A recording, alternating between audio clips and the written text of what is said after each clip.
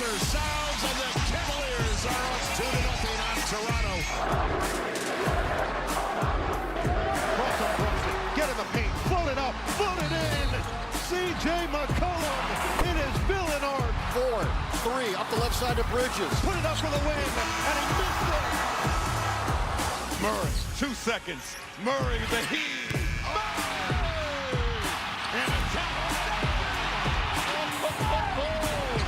In the front court, back to Dante, to the cup, he'll jam it for 2.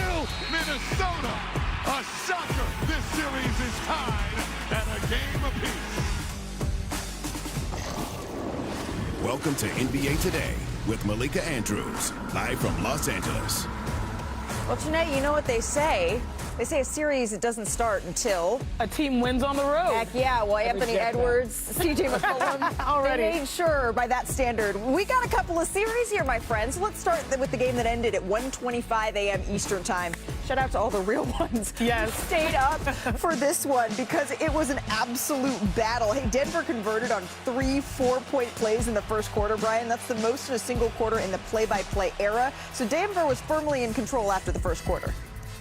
Firmly control for a while. Yeah, they were. Things took a turn, though, in the second. The Wolves down 10. Here they come. Julius Randle. We were asking for a big game from him, and he certainly delivered here, G. Ooh, look out. Body. Anthony Edwards slicing through the defense. A minute later, Randle kicks it to Edwards for the 3. You know what's funny about this? Gobert got some foul trouble. It actually helped the Wolves a little bit because they played 5 out, and they got back in it. They went small and survived. But Jamal Murray. Screaming. I was like, do you not see this in the regular season? Do you not see this in Jamal Murray loves to take these shots. Guard him. That was you? I thought I heard something. If it looks familiar, yeah, it's because he did the exact same thing in Game 4 of the 2024 West Semis. His hair is totally different in those 2 shots. To the 4th we go here. That's the Timberwolves out in transition. Defense, Rudy. Dante DiVincenzo finds McDaniels. Easy little jam inside. Some tired legs from that Denver team. In the 1-point game here. Next Nuggets possession. There's these tired legs again. You know, didn't know? All gas, no brakes. Hey, almost got him. Oh, I thought we were going to see that one. Sniper almost got him.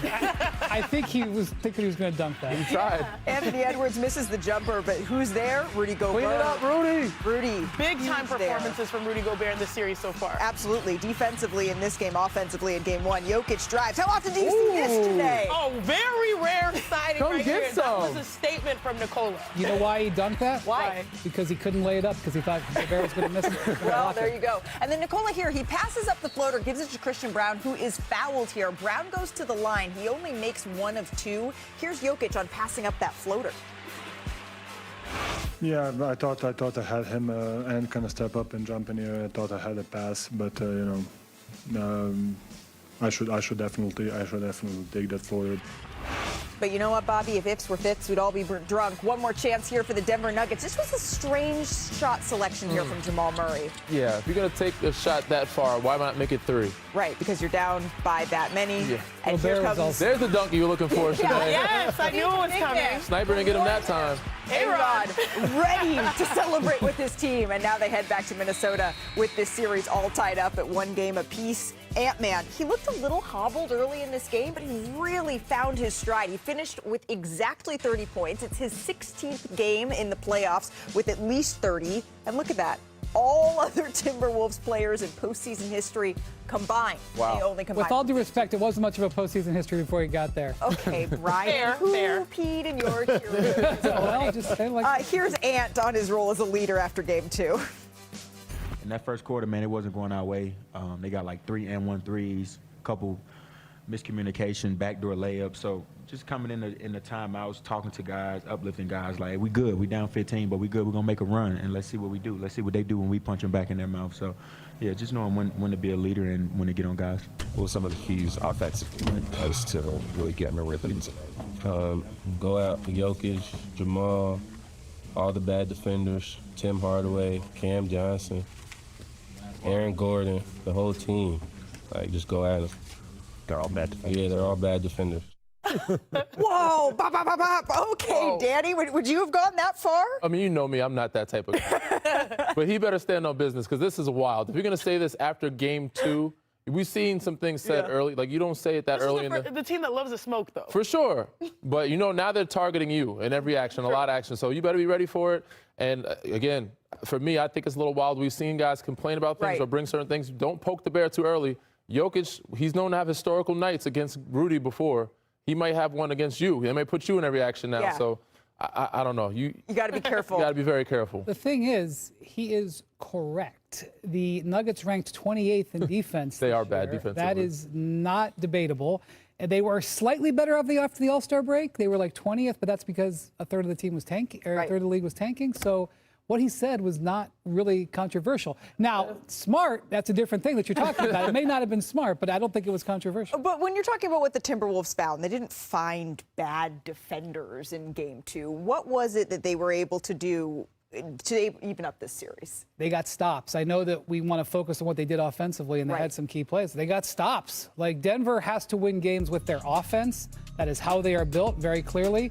Rudy Gobert, this is a guy who, whenever I saw Chris Finch at 3 different points in this season, I was at Timberwolves games like in December, like February, and March, and all 3 times he said the same thing. Rudy is being great for us. He is really helping us. He's keeping us afloat. For everything that people want to say about Rudy, and there are times when Rudy invites scorn, including when he complains about his own teammates for not throwing him the ball, Rudy delivers, and in this game, he was brilliant defensively. He was brilliant offensively in Game 1, and that's why it was so concerning that the Timberwolves lost, because you're wasting a night like that from your big man. And he was brilliant defensively here in Game 2, even despite getting in early foul trouble. Here's what Ant-Man had to say about his big man. I told him, like, bro, we ain't bringing no double team. You gonna go out him one-on-one all night and stop fouling. Like, stop going for the reach-in and, because he's gonna flop and they're gonna call a foul. So just play him straight up. If he make a shot over you, cool. That's what he do. He gets paid to make those shots. So let's go, Rudy. Let's go. 3 or 4 times in the clutch when Jokic was trying to go one-on-one with you and wasn't successful. What were you seeing in that? How were you able to? I was lucky because I'm not a top 3 defender cannot do that. So I was lucky. And Rudy did just that. He heard Ant-Man, stop fouling, play him. You can tell it's some fatigue. And when you're fatigued, you go to what you know. And Jokic, he loves that left shoulder, getting to that right hand. Rudy knows this. He's been playing him for damn near a decade now. So knowing that, he's giving him some space, but also giving him some resistance, not letting him get to that right hand, making him force him to go to left hand, knowing that he doesn't want to get there. Gets to that right hand hook. Rudy contests it. A little short. Fatigue maybe playing a factor here. DiVincenzo gets out and running, gets that little strong layup, as we like to see earlier. Same situation. Gets Jokic off the block a little bit further now, making him work some. Knowing he wants to get to that right hand, kind of shading him some. It's one-on-one. They got all the space in the world to work. As you can tell, Jokic taking his time because he's a little fatigued. But as he goes, he gets to that paint, gets to the mid-range or that paint area, trying to get to that left shoulder, pump fakes. Rudy's on it, knows he's coming back right. A couple guys showing a little bit of crowd right there on the contest. Tough shot. Get the tip out. If you can't get the rebound, smack it to a teammate. He does that. They get a lot of good stops down the stretch. So he is their defensive superstar. I want to focus on the offensive superstar because Anthony Edwards, he started the day questionable, but he finished the day unflappable, honestly, because we saw Jokic trying to poke the bear a little bit, and he kept his cool. And this was a game where he was not 100%, but he let the game come to him. We talk about football. I know the draft is right around the corner. Is it tomorrow or the day after tomorrow? Thursday, Friday, right? Yeah, exactly. Saturday. When you think about football, it's about the middle 8. And Anthony Edwards won the middle 8, the middle quarters, the middle minutes, meaning the run into halftime. I know that Jamal Murray's shot was different, but this was a team that came from a big deficit, and he started cooking. We saw on the highlight, like that finish. Only Anthony Edwards can get that finish where he takes contact, hang time, and still fights his way through the rim. And then on top of it, he knocks down the 3 the next possession down. And so I was just impressed. He had 30 points. He had double-digit rebounds. Yeah.